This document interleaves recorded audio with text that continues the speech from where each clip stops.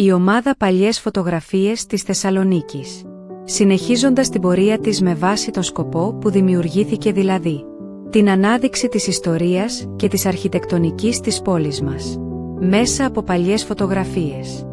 Παρουσιάζει για πρώτη φορά ένα βίντεο με οπτικοακουστικό περιεχόμενο, προσφέροντας μια νέα εμπειρία μάθησης και ενημέρωσης, με μια νέα σειρά πρωτοεμφανιζόμενων φωτογραφιών της περίοδου 1916-1918, με πολλές από αυτές να έχουν ιστορική και καλλιτεχνική αξία. Όλες οι φωτογραφίες του βίντεο έχουν παρουσιαστεί στην ομάδα μας τμηματικά. Σε θεματικά άλμπουμ όλους τους συνδέσμους θα τους βρείτε στις πληροφορίες του βίντεο. Ευχαριστούμε τα μέλη μας που παρακολουθούν την ομάδα, ελπίζουμε να ικανοποιηθούν από την επεξεργασία, τις αναγνωρίσεις και προσδοκούμε σε δημιουργικά σχόλια. Ο φωτογράφος δείχνει την ικανότητα του να φωτογραφίζει το κύμα την ώρα που σκάει στα κρυπηδώματα. Παρόμοιες λήψεις με την πρώτη φώτο θα δούμε μετά από χρόνια σε μια άλλη Θεσσαλονίκη από τον Ιορδανίδη, τον Κυριακίδη και σε κάρτ ποστάλ του Ρέκου και του Γρηγορούδη. Το πρόβλημα με την Νίκης που πλημμύριζε θα λυθεί τη δεκαετία του 30 με την ανύψωση της. Οι μικροί στον αγώνα για επιβίωση μέσα στη φτώχεια, μαζεύουν τα ξύλα που έβγαζε το κύμα. 8 Τρίτου 1917, στην αποβάθρα του Λευκού Πύργου. Βλέπουμε την οθόνη του κινηματογράφου στο αναψυκτήριο του Λευκού Πύργου. Διαφημίσεις τσιγάρων της εποχής, Νέστος, Άτλας, Γιαννουλάκη Πρωτόπαπα και του καταστήματος ενδυμάτων Τίρινγκ. 8 Τρίτου 1917, μια μέρα με θαλασσοταραχή στην αποβάθρα του Λευκού Πύργου. Την 7 Πέμπτου 1917 έγινε μια παρουσίαση από το γνωστό μας πολεοδόμο και αρχιτέκτονα Ερνέστ Εμπράρ και τον αρχαιολόγο Φρανσουά, των ανασκαφών της Ροτόντας και της Καμάρας, στο στρατηγό Σεράιλ και τη σύζυγό του. 7 Πέμπτου 1917 ο πολεοδόμος και αρχαιολόγος Ερνέστ Εμπράρ ξεναγεί τον στρατηγό Σεράιλ και τη σύζυγό του, στην ανασκαφή στην αυλή της Ροτόντας. Η λήψη έγινε επάνω από το οθωμανικό πρόπυλο, το ξύλινο παράπηγμα δεξιά ήταν αποθήκη για τα εργαλεία και ίσως αποθήκη για τα ευρήματα. Ανασκαφή στην αυλή της Ροτόντας με την αποκάλυψη της βάσης του παλαιοχριστιανικού άμβονα. Πρώτος ο αρχαιολόγος Φρανσουά και δεύτερος ο πολεοδόμος και αρχαιολόγος Ερνέστ Εμπράρ. Αποκάλυψη της βάσης του παλαιοχριστιανικού άμβονα. Η λήψη έγινε από τη στέγη της Ροτόντας, αριστερά το μικρό οθωμανικό νεκροταφείο. Έξω από την περίφραξη η τότε οδός Κωνσταντινοπούλου μετέπειτα Τσούφλη, με την κάθετη να είναι η οδός Άγιος Γεωργίου. Αριστερά διακρίνεται η γνωστή οικία της Βυζαντινής περίοδου και δεξιά κάτω από τη βεράντα ήταν ο φούρνος της περιοχής. Την αυλή της Ροτόντας βλέπουμε εργάτες κάτω από το οθωμανικό πρόπυλο να ξυλώνουν τα επιχρήσματα. Ο πολεοδόμος και αρχαιολόγος Ερνέστ Εμπράρ και ο αρχαιολόγος Φρανσουά επιβλέπουν μπροστά σωρή με χώματα από τις ανασκαφές των Γάλλων για την αποκάλυψη της βάσης του παλαιοχριστιανικού άμβονα. Πίσω από το μαντρότυχο το μικρό οθωμανικό νεκροταφείο. Οι μαυρίλες στο μαντρότυχο ήταν από τις φωτιές που άναβαν για να μαγειρέψουν και να πλύνουν ρούχα. Οι πρόσφυγες που έμεναν στη Ροτόντα βλέπουμε και την πουγάδα απλωμένη στο δέντρο. Ο πολεοδόμος και αρχαιολόγος Ερνέστ Εμπράρ παρατηρεί τη βάση του παλαιοχριστιανικού άμβονα στην αυλή της Ροτόντας. Ο αρχαιολόγος Φρανσουά αριστερά και ο πολεοδόμος και αρχαιολόγος Ερνέστ Εμπράρ δεξιά επιβλέπουν την ανασκαφή στις βάσεις των πεσών της αψίδας του γαλερίου. Το ξύλινο παράπηγμα ήταν αποθήκη για τα εργαλεία, ίσως και για τα ευρήματα.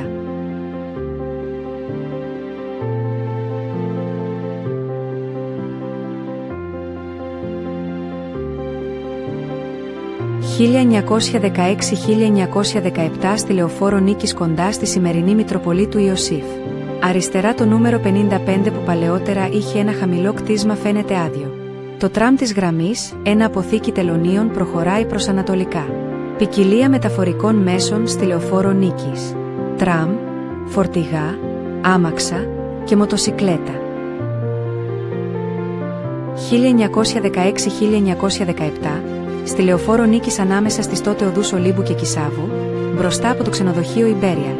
Με τα σημερινά δεδομένα το ξενοδοχείο ήταν στη Λεωφόρο Νίκης 7, στο σημερινό Μέγαρο Μουζάκι δίπλα από το Όλυμπος Νάουσα. Διακρίνουμε και την είσοδο με την επιγραφή Hotel. Κάηκε στην πυρκαγιά του 1917. Στη Λεωφόρο Νίκης προς ανατολικά με θέα στο Λευκό Πύργο. Με τα σημερινά δεδομένα είμαστε κοντά στην οδό Μοργεντάου. Αριστερά διακρίνεται το θέατρο Κέντρο Διασκέδασης Οντεών. Οι ανάγκες για διασκέδαση των χιλιάδων στρατιωτών οδηγούσαν σε κατασκευή νέων χώρων διασκέδασης. Έτσι διακρίνεται δίπλα από το Οντεόν ένα ισόγειο κτίσμα που λειτουργούσε και αυτό σαν σημείο διασκέδασης. Μάλιστα διακρίνεται και ένα πανό που θα είχε σχετική διαφήμιση. Βλέπουμε στην οροφή του κτηρίου να έχει στηθεί ένας ξύλινος σκελετός, με σκοπό τη δημιουργία ορόφου. Σε λίγους μήνες όλα αυτά θα καταστρεφόταν από την πυρκαγιά, χωρίς να γνωρίζουμε αν ο όροφος ολοκληρώθηκε. Λεωφόρο Νίκης κοντά στη σημερινή Χρυσοστόμου Σμύρνης, προς τα δυτικά. Βλέπουμε τη σιδηροδρομική γραμμή των συμμάχων, που οδηγούσε από το λιμάνι στη Μίκρα. Στο βάθος ξεχωρίζουν οι επιβλητικοί στεγοί τύπου Μανσάρτ στο κτίριο που ήταν στη γωνία με την τότε Βασιλέως Καρόλου Ρουμανίας, και η καμινάδα του νηματουργείου Σαϊάς, που ήταν λίγο μετά την οδό Αγίας Σοφίας. Παραλία Λεωφόρο Νίκης 1916-1917 περίπατος μετά τη θαλασσοταραχή. Πολλές εθνικότητες παρούσες. Άγγλοι, Γάλλοι, Σέρβοι, Έλληνες, Εβραίοι. Περίπατος μουσουλμάνων γυναικών. Παραλία, δίπλα από τη ξύλινη αποβάθρα του Λευκού Πύργου, ηλιοβασίλεμα στον Θερμαϊκό. Ο ήλιος λίγο πριν κρυφτεί πίσω από τα πιέρια όρη.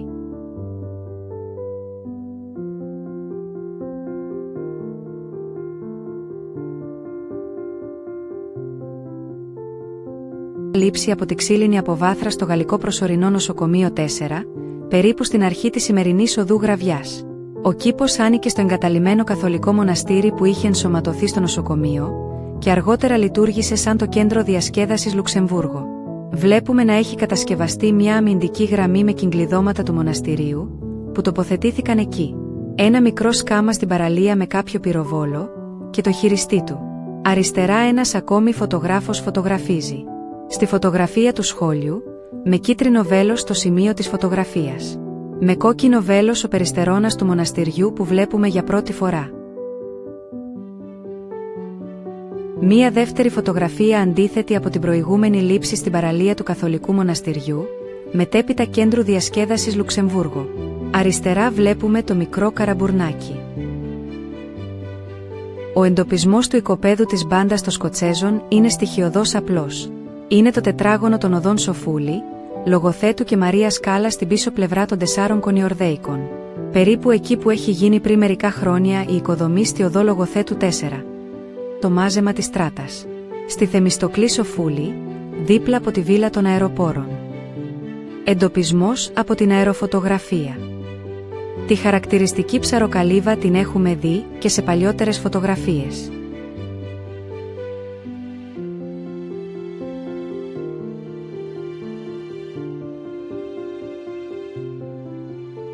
«18 Οκτώου 1917, ώρα 18:30 η πυρκαγιά σε εξέλιξη, λίγη ώρα μετά την έναρξη της. Βλέπουμε και την ταραγμένη θάλασσα από το δυνατό αέρα που βοήθησε στην εξάπλωση της πυρκαγιάς.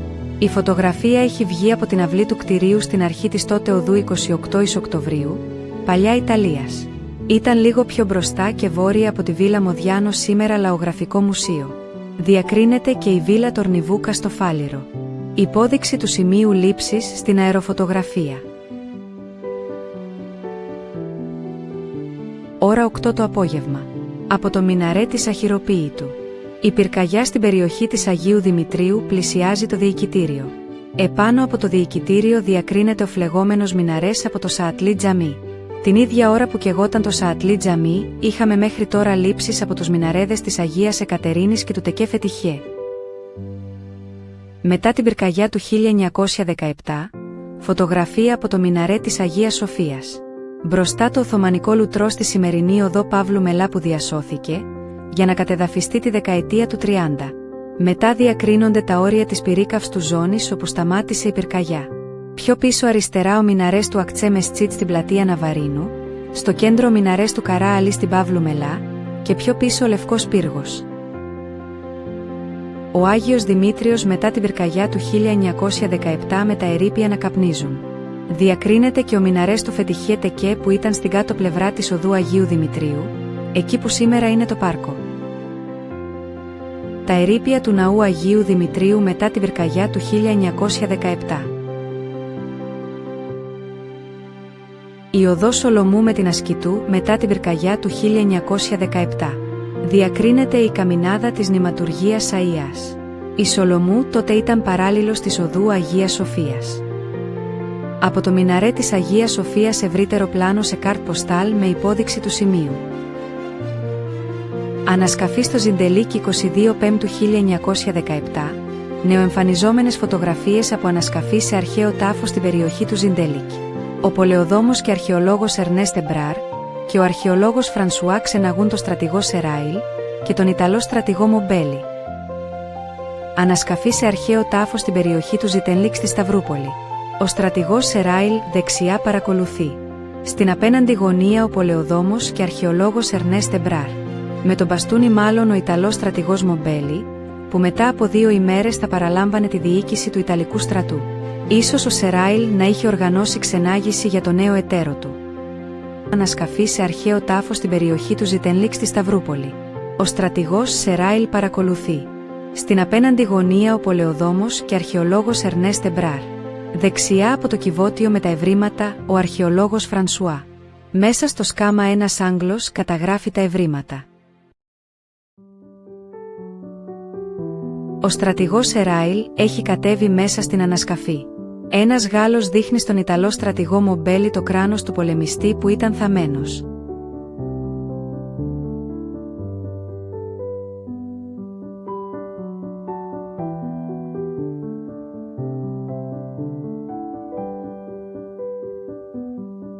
«1916-1917, στη στέγη της Ροτόντας. Ο φωτογράφος ευθυγραμμίζει 3 μιναρέδες, της Ροτόντας, του Αγίου Παντελεήμονα και της Αγίας Σοφίας. Δεξιά η Οθωμανική κρεμμυδόσχημη κατασκευή, που είχε τοποθετηθεί σαν απόλυξη στην κορυφή της στέγης της Ροτόντας. Μέσα από τους φεγγίτες στην οροφή της Ροτόντας. Ο φωτογράφος ευθυγραμμίζει 2 μιναρέδες, του Αγίου Παντελεήμονα και της Αγίας Σοφίας.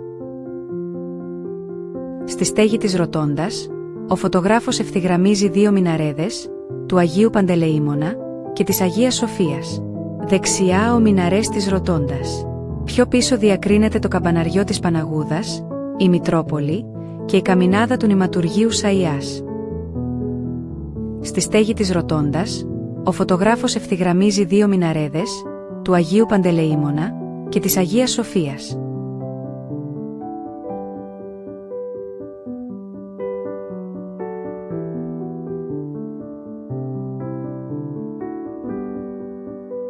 Η αποβάθρα με τον αγωγό καυσίμων στην περιοχή του κήπου Μπέχτσιναρ.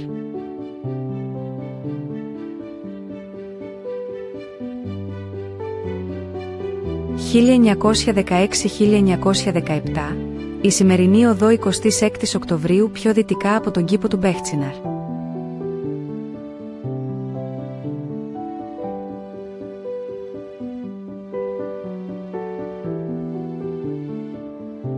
«1918, στον παλιό σιδηροδρομικό σταθμό Θεσσαλονίκης.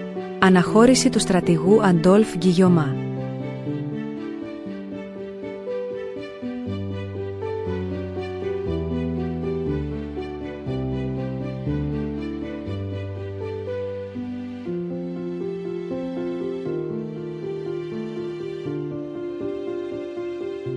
Βασιλίσσης Όλγας 77 σήμερα 95 γωνία με την ιατρού Ζάνα δίπλα από το προξενείο της Γερμανίας. Βέβαια την προσοχή του φωτογράφου απέσπασε η ενδυμασία της κυρίας από το Καστελόριζο και τα κεντητά πασούμια της. Μάλλον θα φωτογραφήθηκε μετά από παράκληση του φωτογράφου. Έχουμε δει φωτογραφίες ανδρών από Χίο, Μυτιλήνη και τα Δωδεκάνησα στο κέντρο και τη Λεωφόρο Νίκης. Ερχόντουσαν με τα καΐκια να πουλήσουν τα εμπορεύματα τους. Τώρα πως μπορεί να βρέθηκε μια γυναίκα από το Καστελόριζο το 1916 στη Βασιλίσσης Όλγας, είναι μια καλή ερώτηση.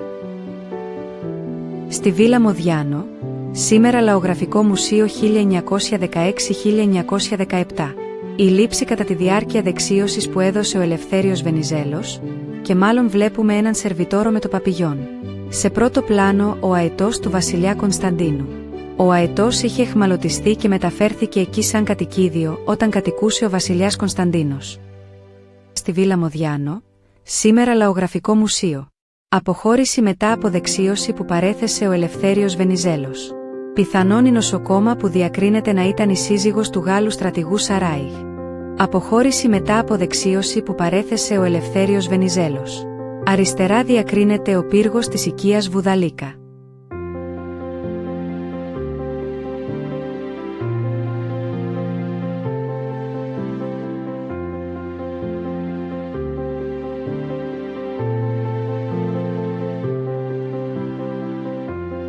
«1918, σε εξώστη του γαλλικού προξενείου στο Φάληρο. Απέναντι φαίνεται η οικία Σαμ Χασίδ. Στην αυλή είναι καθισμένος ο διευθυντής του Λισέ, Μασιέρ Λέκοκ και μάλλον η οικογένειά του. Το γαλλικό προξενείο μετέπειτα σχολή Κωνσταντινίδη ήταν στη σημερινή Βασιλίσσης Όλγας 9.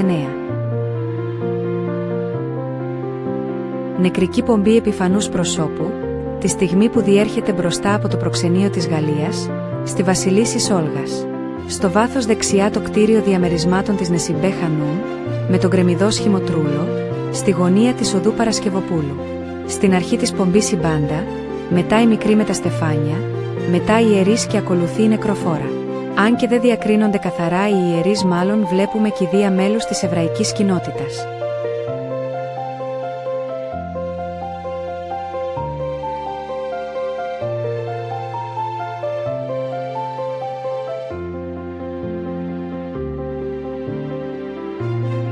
«1916-1917, ο Μανάβης με το γαϊδουράκι του πουλάει ζαρζαβατικά στις νοικοκυρές. Αν κρίνουμε από τη φορεσιά τους, βρισκόμαστε στο ασβεστοχώρι». Εκδρομή Αγγλίδων νοσοκόμων στο Χορτιάτι. Οι νοσοκόμες υπηρετούσαν στο νοσοκομείο που φαίνεται στο βάθος, στην περιοχή της εξοχής, περίπου εκεί όπου σήμερα είναι το στρατόπεδο Καπετάν Ματαπά. Το νοσοκομείο ήταν σε σκηνές και λόγω του καθαρού αέρα νοσηλευόταν κυρίως ασθενείς με ελονοσία. Οι νοσοκόμες συνοδεύονταν πάντα από στρατιωτικούς, εδώ βλέπουμε έναν έφυπο στη μέση της ομάδας. Επίσης διακρίνονται και δύο ντόπιοι αγωγιάτες πεζοί. Το αγγλικό νοσοκομείο στην περιοχή της εξοχής σε φωτογραφία από το δρόμο που οδηγούσε στο Χορτιάτι. Πίσω μπορούμε να διακρίνουμε τους λόφους όπως ήταν πριν φαγωθούν από τα νταμάρια, που τροφοδοτούσαν τα ασβεστοκάμινα.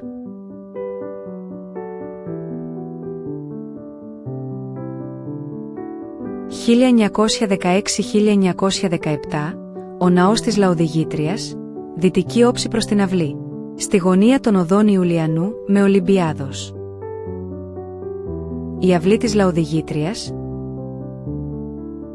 Το κτίριο κατεδαφίστηκε γύρω στα 1970. 1917 το καθολικό της Μονής Βλατάδων.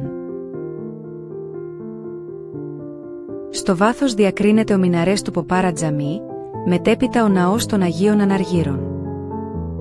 1916-1917, στο εσωτερικό της Ρωτώντας, μετά τη διαμόρφωση της εναό του Αγίου Γεωργίου, βλέπουμε το τέμπλο και τα στασίδια.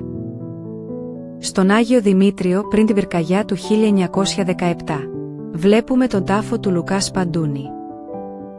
Στο εσωτερικό του ναού Αγίου Δημητρίου, πριν από την πυρκαγιά του 1917,